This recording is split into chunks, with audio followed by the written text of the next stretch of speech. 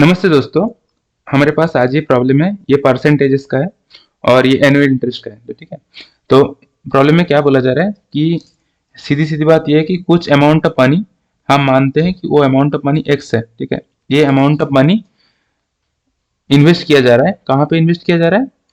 एक ऐसी स्कीम में इन्वेस्ट किया जा रहा है जहाँ पे 10% पर एनम इंटरेस्ट मिलता है। 10% पर एनम इंटरेस्ट मिलता है, लेकिन वो हाफ ईयरली कंपाउंड होता है। इसका मतलब होता है दोस्तों कि इसको ऐसे आप मत देखो, क्योंकि ये एक साल में है, 1 ईयर में है, तो हाफ ईयर में 0.5 ईयर में आपका इसको 2 से डिवाइड कर दो, यानी कि 5%। ठीक है, ये होगा आपका इंटरेस्ट। अब ये 5% इंटरेस्ट उनको कितनी बार मिल रहा है? 1.5 साल तक मिल रहा है। 1.5 साल तक मतलब क्या? 1.5 साल तक मतलब ये हाफ ईयरली है ना, तो 1.5 साल में कितनी किस्तें आती है? ये 6 महीने, ये 6 महीने, ये 6 महीने। ठीक है, ये 6 मंथ्स, 6 मंथ्स, 6 मंथ्स।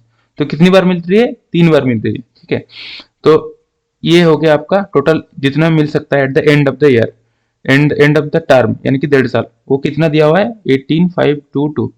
अब हमें एक्स निकालनी है, तो बहुत सिंपल है, बट इसको कैलकुलेट करना थोड़ा डिफिकल्ट हो सकता है। ठीक है, इसको कैसे कैलकुलेट करेंगे दोस्तों? कुछ एजम्पशंस के साथ। तो फॉर एग्जांपल ये क्या है? 105/100। ठीक है, इसका क्यू, तो ये आ गया आपका 18522। अब इस पूरे चीज को इधर ले जाने से अच्छा है इसको पहले काट कूट लेता हूँ, 21 और 20 है ना।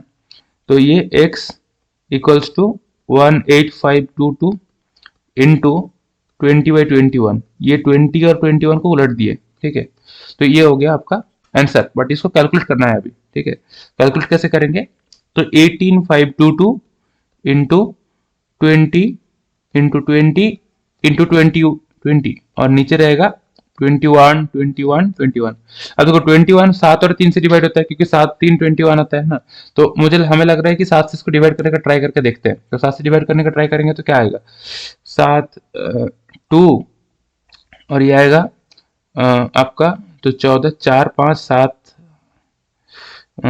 6 3 2 7 4, हाँ,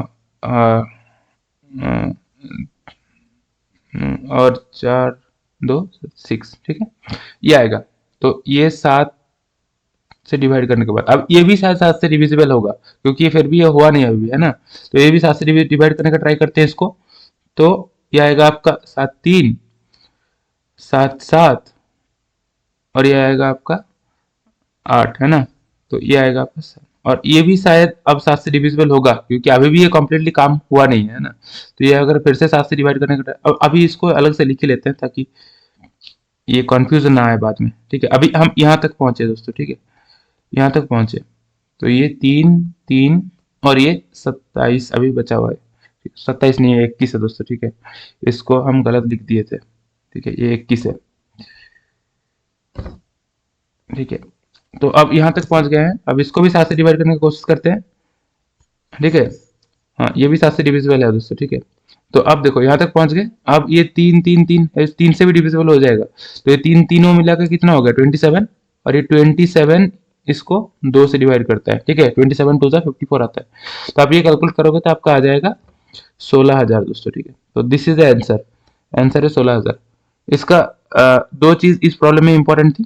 एक थी आपकी ये कॉन्सेप्ट, कंपाउंड इंटरेस्ट इस तरह से कैलकुलेट किया जाता है, ये कॉन्सेप्ट, और ये थी कि कैलकुलेशन किस तरह से करें। तो ये हमने एक लीप ऑफ फेथ लिया कि चलो ये 7 से डिवाइड करने का ट्राई करके देखते हैं। ऐसा तो नहीं, तो वरना तो ये पूरा कैलकुलेशन करना इम्पॉसिबल था। ये पूरा ऐड करके, घटा के, डिवाइड करके, जो भी मतलब बड़ा बड़ा मल्टीप्लीकेशन था। तो ये बस थोड़ा लीप ऑफ फेथ लेके हमको ये प्रॉब्लम करना पड़ेगा दोस्तों। ठीक है, तो ये हो गया आपका आंसर। इस तरह से इस प्रॉब्लम को सॉल्व कर सकते हैं आप। वीडियो को लाइक कर दो अगर अच्छा लगा तो, सब्सक्राइब कर लो, चैनल को शेयर करो। हम फिर से नए वीडियो में मिलते हैं एक नए प्रॉब्लम के साथ। अभी के लिए इतना ही। बाय बाय दोस्तों।